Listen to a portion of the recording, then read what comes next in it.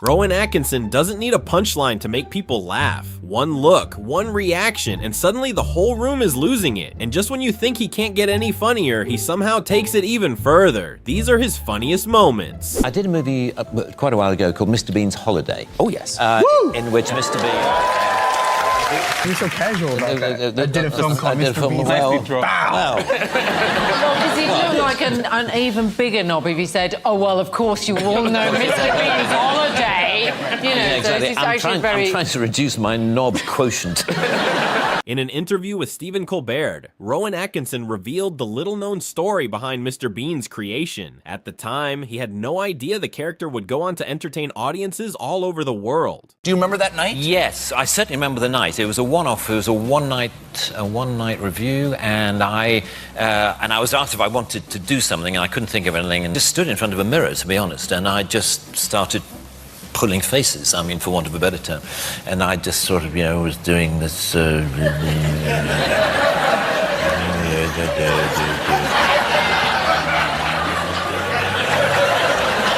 then there was this idea of having a card. Have you got anything that I could... I'm just going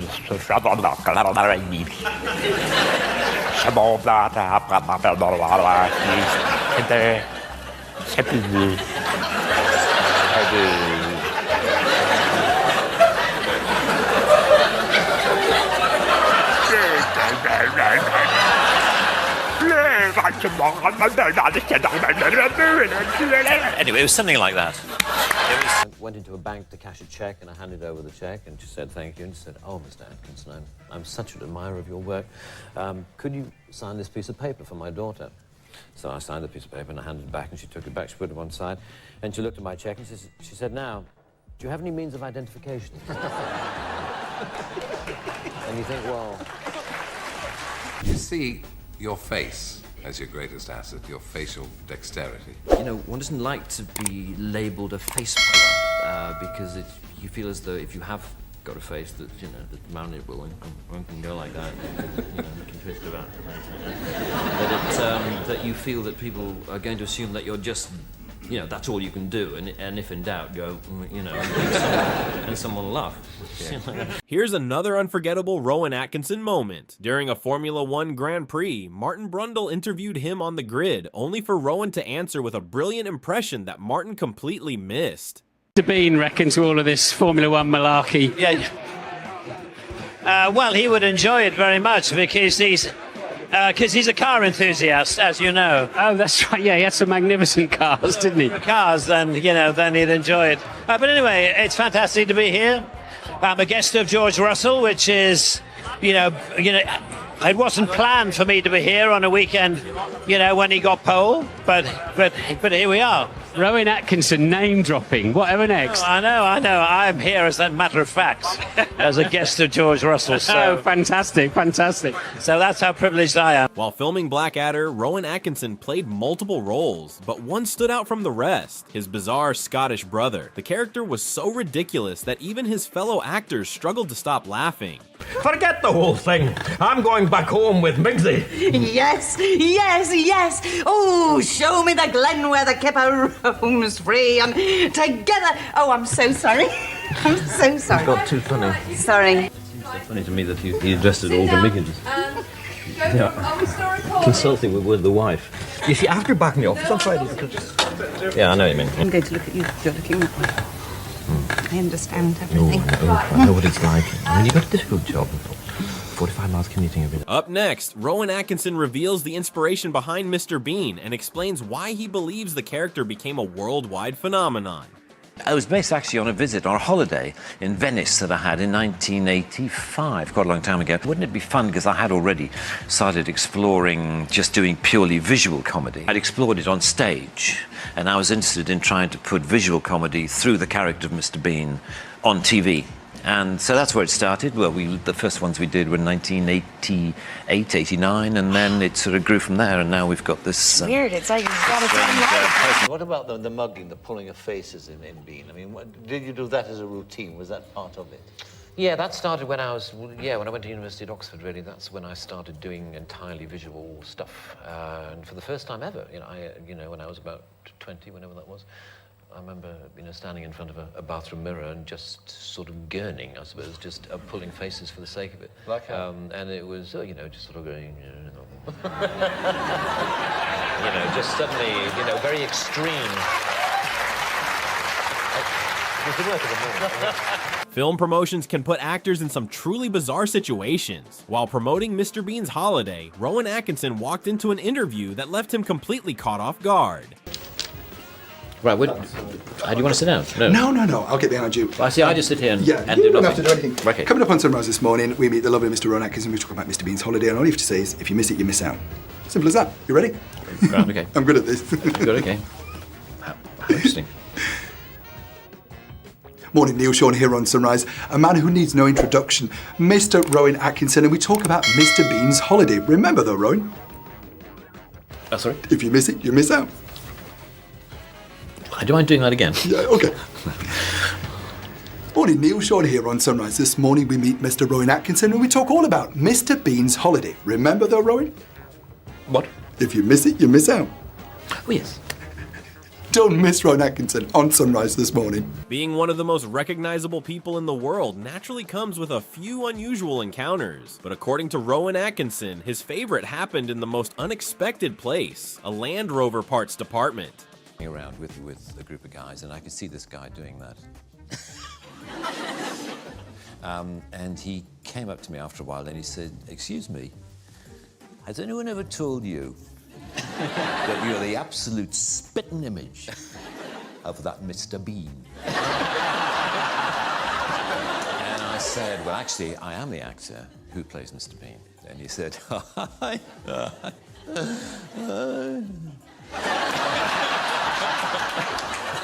"I bet you wish you were." Followed this bizarre conversation in which the more I tried to claim that I was the person whom he thought I merely resembled, the less he believed me. But what was funny was how close he thought I was to he said the resemblance is uncanny. A little of Mr. Bean shaving. I don't want to put you on the spot here. Yes. Yes, okay. Yeah, it's in the movie. This is how Mr. Bean shaves. Okay, ready? One shave.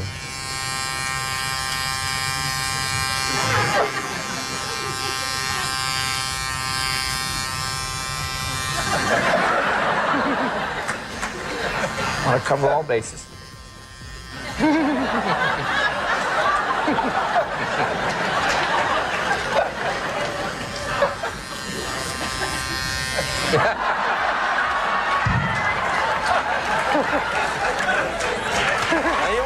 Before Mr. Bean became one of the most recognizable comedy characters in the world, he needed a name. Surprisingly, Rowan Atkinson found it after looking through a list of vegetables until one simply felt right. We were sitting around, I remember, at our producer's house one day and trying to think of a name, and we started with Mr. White. I like the idea of the series being named after the character, and he was obviously a Mr., so Mr. White, but that sounded a bit bland, and then we started to think about, vegetables, and As you do. As you do, when looking for a comic attitude. So Mr. Broccoli and Mr. Carrot and Mr. Cabbage and Mr. Bean, it's sort of, single syllable and short and sharp and memorable. The girl who was serving me the hamburger, I was just taking it, and there was a girl working next to her. And she suddenly turned to the girl next to her, and I was literally 2 feet away, and she said very loudly, "Is this Rowan Atkinson?" And the other girl looked and said, "No." I said, "Oh, didn't think it was." I mean, if people do know you and they come up and they say, "I like this that you do," well, that's fine, but it's the people who shout at you from across the street. It's the, "Hey, give us a fist, Rowan!" Obviously, taking out a girl for the first time is a very complex issue. The first crucial step is having arranged to pick up your date and not to look like a complete idiot when she opens the door.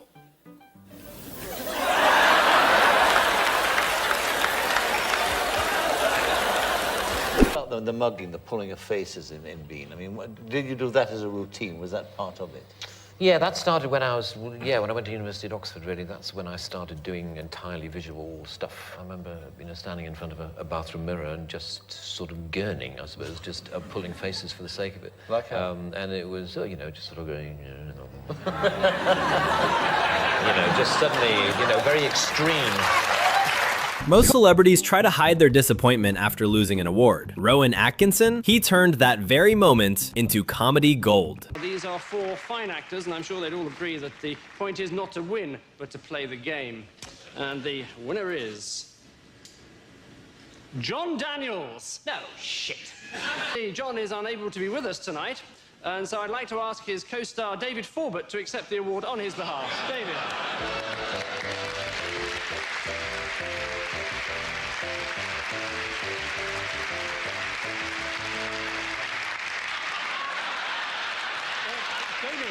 All this Danish host wanted to know was how the flight went. It seemed like an easy question, but with Mr. Bean in the room, nothing is ever that simple.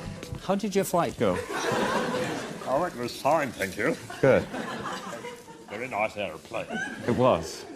What brings you to Copenhagen? Well,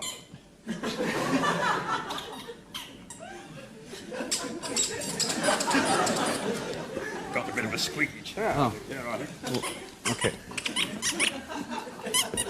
Mind if we swap? Oh dear, I seem to be stuck. No, just joking. All right, I'll sit here.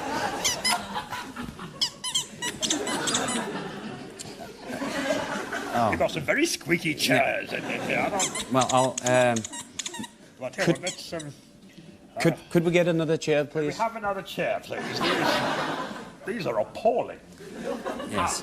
There we That's go. going to do nice, do you think so? Yes.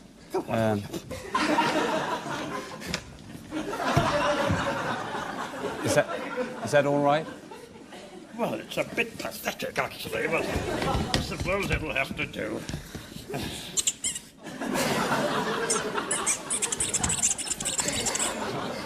Actually, it's quite nice that it's You're all here for eternity. Can you hear me at the rack? Well, if you'd stop screaming, that would help.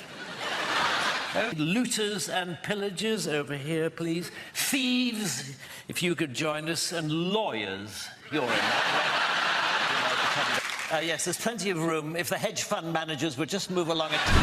Bah, bah, bah, bah, bah, bah, bah. Filling a small glass of water.